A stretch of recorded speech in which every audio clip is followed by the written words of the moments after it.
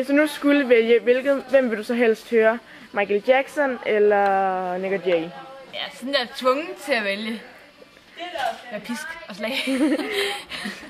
Så Michael Jackson. Nick Jay. Crap.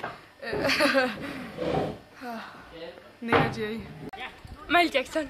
Jay. Michael Jackson. Michael Jackson.